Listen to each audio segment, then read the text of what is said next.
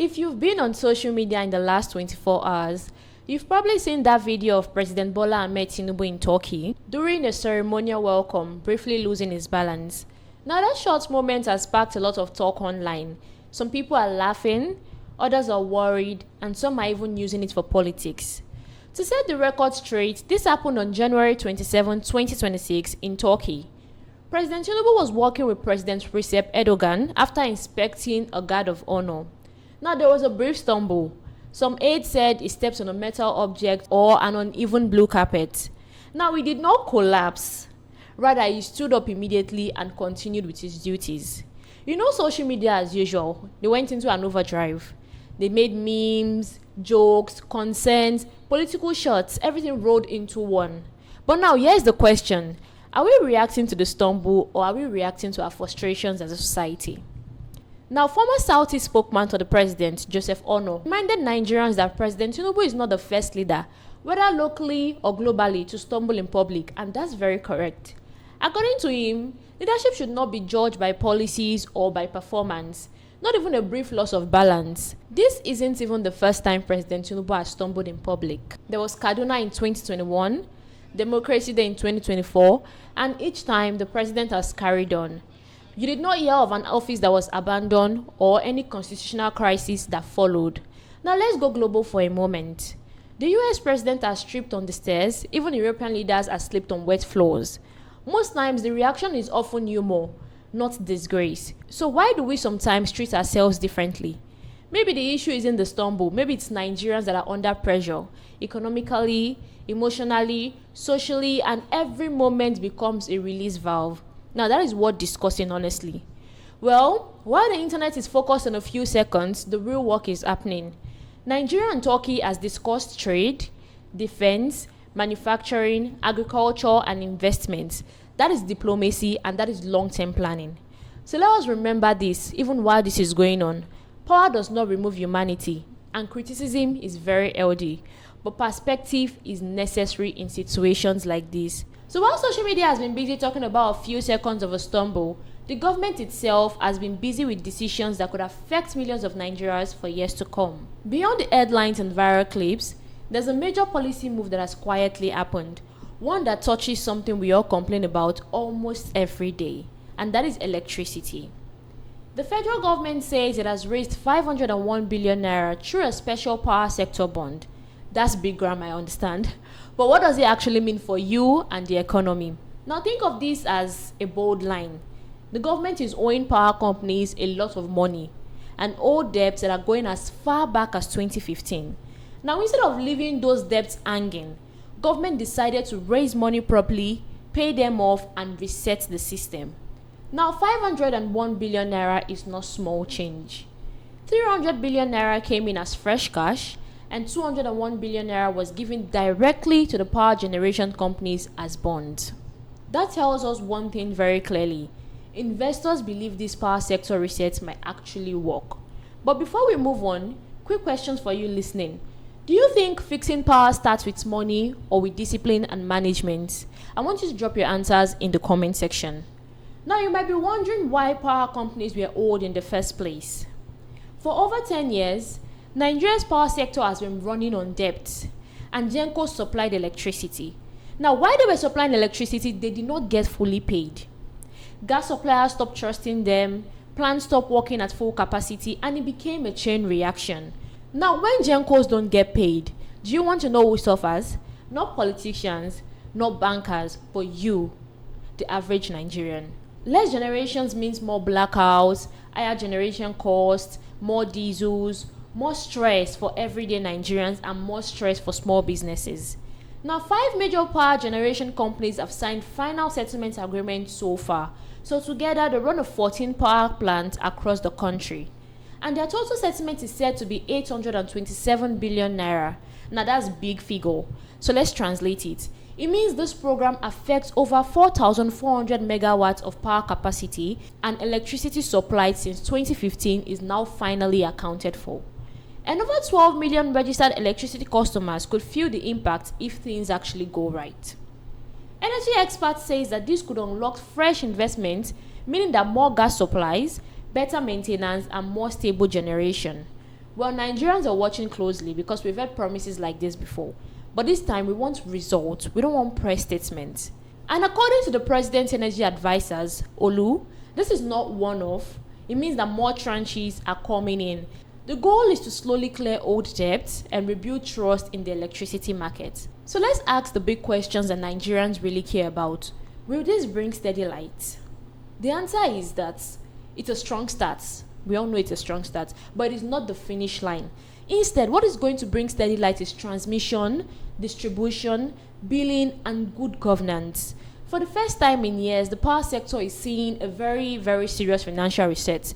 It is not talks and promises and what they always do before, but it's cash and contract. So whether it works or not, it depends on disciplines, follow through, and accountability.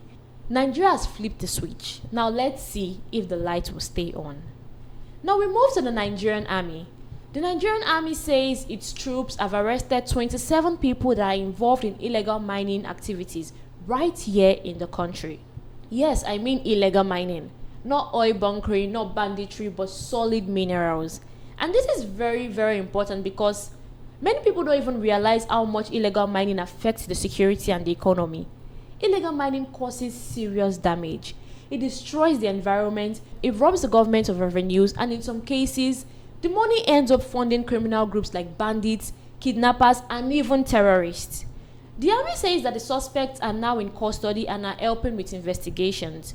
We know that in many parts of Nigeria, illegal mining and insecurity go hand in hand, and unregulated sites becomes their hideouts. So money that is moved from illegal minerals buys the weapons that these terrorists use. So before you know it, a small illegal operation has become a part of a larger criminal network. And security experts says cutting off illegal income source is just as important as military operations. The truth is that you cannot fight terrorism with bullets alone. You also have to choke the money that is used to sponsor them. So beyond Abuja, the Nigerian Army says it has carried coordinated land and air operations across several regions. Now, dozens of terrorists were neutralized. And in the northeast, troops went after Boko Haram and ISWAP's elements in Borno, Adamawa, and Yobe. And in the northwest, operations targeted bandits in Sokoto, Zamfara, and Kaduna. Now, other regions were also not left out. During these operations, troops recovered weapons, ammunition, motorcycles, and communications equipment. They also rescued kidnapped victims like women, children, and ordinary Nigerians who just want to live in peace. And according to the Director of Defense Media Operations, these achievements are part of a broader strategy under the Chief of Army Staff. The goal there is very simple: to just protect lives, protect resources, and deny criminals any safe space in Nigeria. So the army is also calling on Nigerians to help because they actually cannot do it alone. You have to help by providing timely and accurate information. The security agency says community intelligence often makes the bigger difference. So when illegal mining is stopped and terrorists push back, it is not about security, it's about protecting the economy, jobs, and national resources.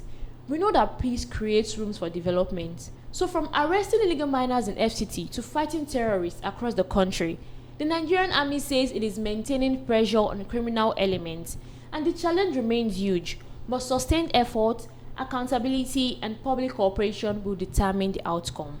Now, if you live anywhere along the US East Coast or you have family there, this is one story that I want you to pay attention to.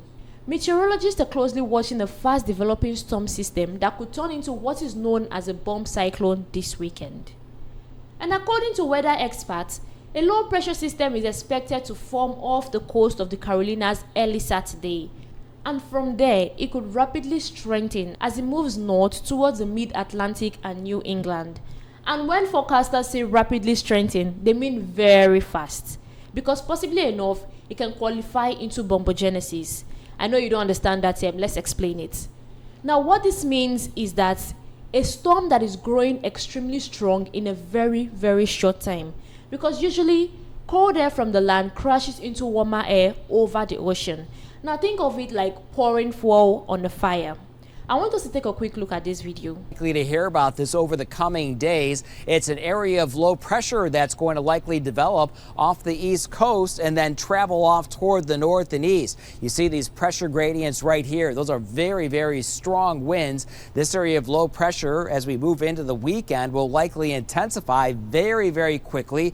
We'll see the pressure drop quickly. This is also most common with nor'easters and blizzards, depending on snow and visibility and wind. And it has a nickname. It's called bombogenesis.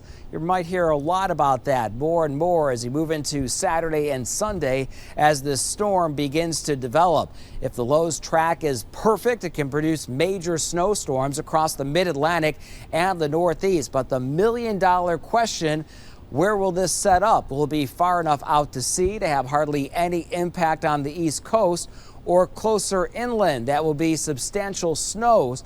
Now that we've all seen that video, I'm sure we now have a bit of an understanding. So yes, storms like this do happen about once a year or twice a year, but this one is drawing attention because of where and when it is forming. And if this storm develops the way many models suggest, impacts could stretch from the Carolinas up all the way to the New England. And right now, the most likely scenario is that the storm stays close to the coast before moving offshore. Now, if that happens, coastal areas could see heavy snow, strong winds, coastal flooding, and beach erosion. Now, inland areas may see less snow, but that depends on the storm's exact path. Now, if the system hugs the coast more closely, heavier snows could reach places like eastern Virginia, Maryland, and parts of Massachusetts. And on the other hand, if it stays farther out to sea, impacts on land could be less severe, but the ocean would still be very dangerous. Now, one of the biggest questions right now is it snow or is it rain? It depends on the storm's exact track and the temperature changes. So coastal areas could see heavy wind-driven snow, while inland regions might deal with rain or a messy mix. And another concern is coastal flooding. This storm could line up with full moon high tides, which naturally pushes water levels higher. Now, I want you to add strong onshore winds and large waves. You've gotten a recipe for flooding and beach erosion. Now, even after the storm moves out, bitter cold is expected to stick around, possibly reaching as far south as Florida. Now, meteorologists are confident that the storm will form, but small changes in track can mean big changes in impact, and that is why forecasts are updated constantly. Now, this is not a situation for you to panic, but it's a preparation situation, and if you live around that area, make sure you check forecast regularly, have emergency supplies ready, plan ahead for travel and power outages. This developing storm is another reminder of how unpredictable winter weather can be. It may weaken today, it may strengthen, but either way, staying informed is your best protection for those of you who live in that area. And now we shift our focus to a major international story that has been making headlines. Iran has carried out the execution of a man convicted of spying for Israel Mossad intelligence agency. And according to multiple official reports from Iranian media and global news outlets, the man executed has been identified as Hamidreza Esmaeilipour. According to Iran's judiciary, he was arrested in April 2025 and convicted of passing classified information to Israel Mossad through online communications. Now, Iranian officials say that the Supreme Court upheld his death sentence and today he was hanged. Now, here is what the Iranian authorities claim he did.